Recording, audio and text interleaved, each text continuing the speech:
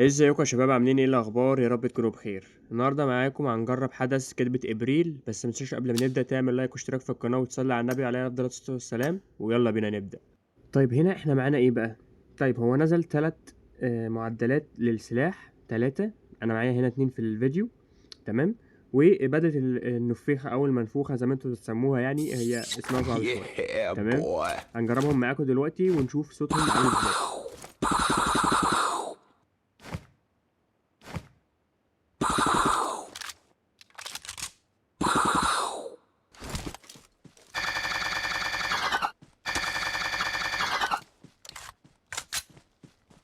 طبعا برضو الصوت اللي انتوا سامعينه ده بيتغير لما بتيجي تقتل حد، زي ما انا هوريكم دلوقتي. لما تيجي تقتل حد الصوت بيتغير، هو صوت تحفة الصراحة، واسمعوا. Bruh.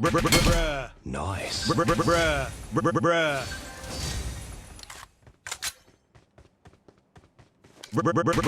Fatality.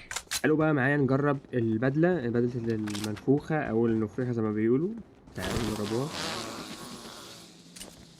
طبعا هنا بعد جيم طويل لقينا معدل شيكو، اللي هو الصوت ده، اللي هو الدجاجة يعني.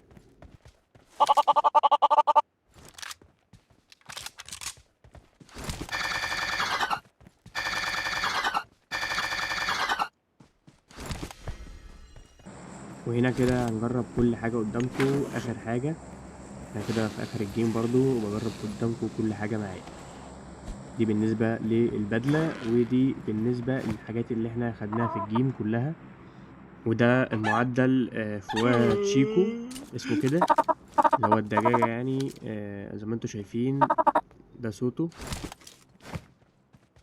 طبعا زي ما انتوا شايفين Yeah, مع تغيير boy. الفواهة بيغير الصوت او بيقول صوت يعني.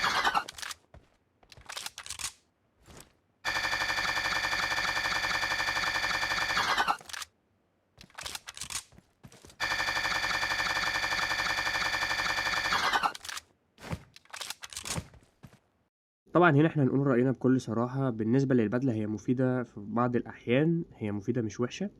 لكن الفواهات هي صوتها مضحك جدا، ولكن مش وحشين يعني. طيب بالنسبة للفوهات هي جميلة، بس لما تيجي تجربها تحس بإحساس غريب فأنت بترميها يعني. بس هي لكن جميلة يعني ومضحكة جدا. وبالنسبة للبدلة فهي جميلة جدا. ده بالنسبة لرأيي. مستني رأيكم في التعليقات. كده نكون وصلنا لآخر الفيديو. متنساش تعمل لايك واشتراك في القناة. سلام.